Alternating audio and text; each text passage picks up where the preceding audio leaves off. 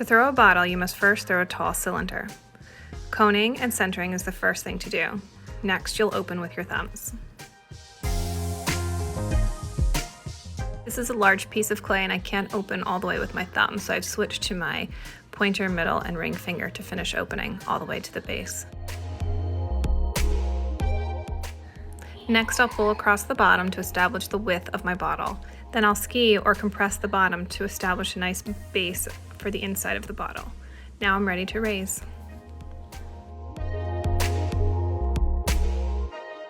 With each raise, I'll compress the top rim as I'm doing here.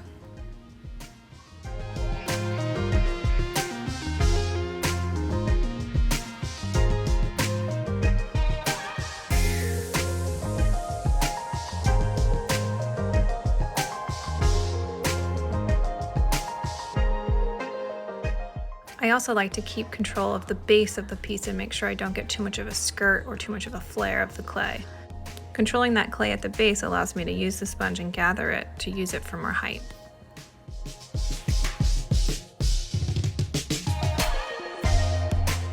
You may need to compress your clay by giving it a slight hug with both hands. Start at the bottom and work your way to the top.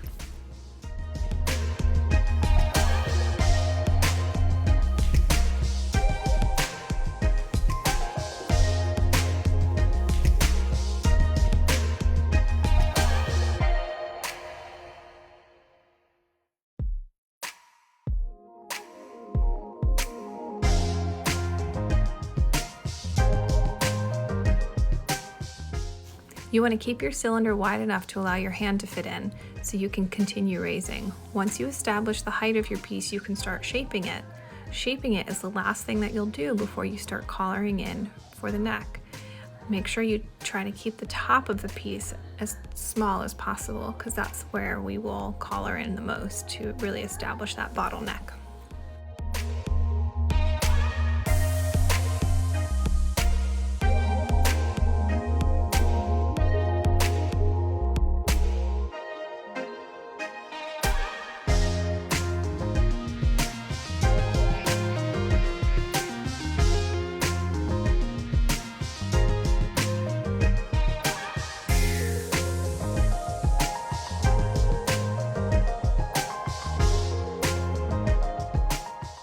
After I've established the shape of my bottle, now I'll start working on the bottleneck itself. It's a slow compression of the part that will be the bottleneck. I use 3 points of pressure, my thumbs being 1 point and my 2 pointer fingers being the other points on each hand. As you compress, the neck will get thick. You'll need to do some small, short raises to thin the bottleneck out and then continue compressing.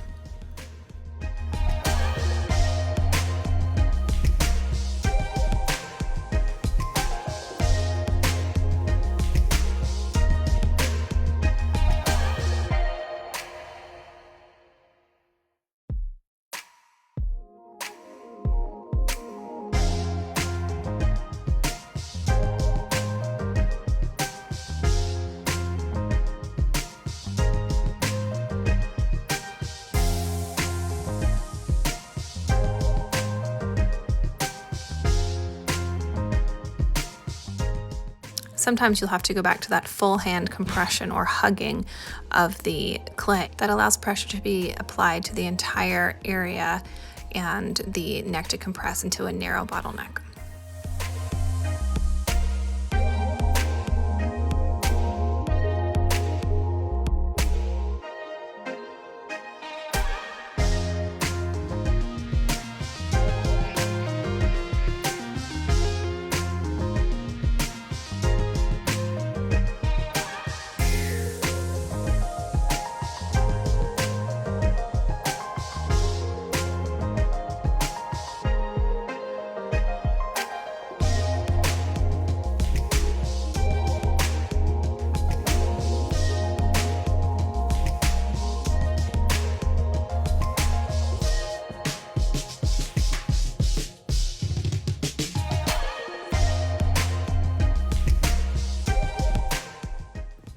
Because of all the compression we need to do to the clay to make a bottleneck, you'll find that most times you need to trim the rim with a needle tool.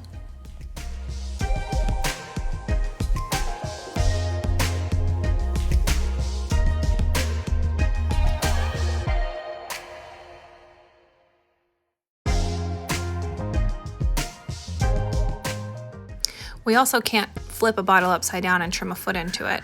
So I like to trim a foot at this point along the outside with the wooden tool. I also throw my bottles with a thin base so I don't have to trim them and I can just clean up the base. You can use a chuck, which is another thrown cylinder that's large enough to flip the bottle into to then trim the base as well.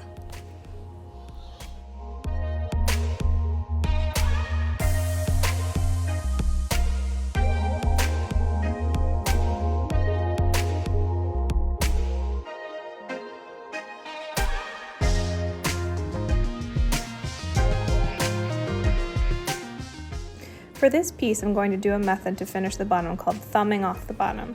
You just take your thumb and run it around the edge of the piece to clean up that sharp edge from cutting it off the wheel. And that just finishes that edge, and then I'll clean up the base of the piece as well.